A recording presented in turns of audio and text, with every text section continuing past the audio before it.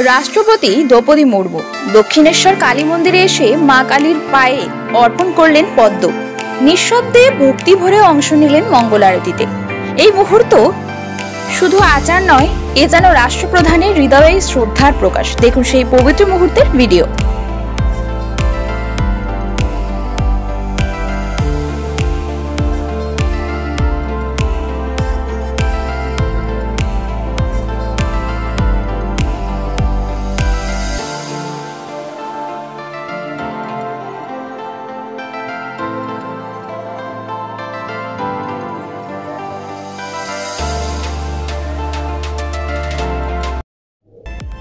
তিনি মায়ের কাছে এসেছেন মায়ের আশীর্বাদ প্রার্থনা করতে, মায়ের আশীর্বাদ নিতে।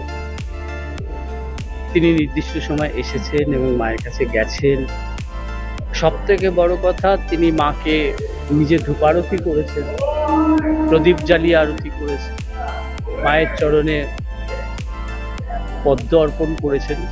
তাৎপর্যপূর্ণভাবে যখন প্রদীপ দিয়ে আরতি করছেন, তখন মায়ের হাত থেকে একটি পদ্ম পাপড়ি নিচের দিকে এসে পড়ে এবং ওনার সেটা নজরে ছিল। পুজো সমাপনতে উনি আমাকে বলেন উনি তো ছিলেন বা আছেন।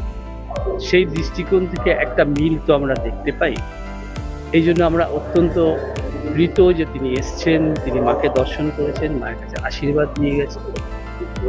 আমরা তার সর্বাঙ্গীন কল্যাণ প্রার্থনা করি মায়ের কাছে। তিনি ভালো থাকুন, ভালোভাবে ভারতবর্ষকে পরিচালিত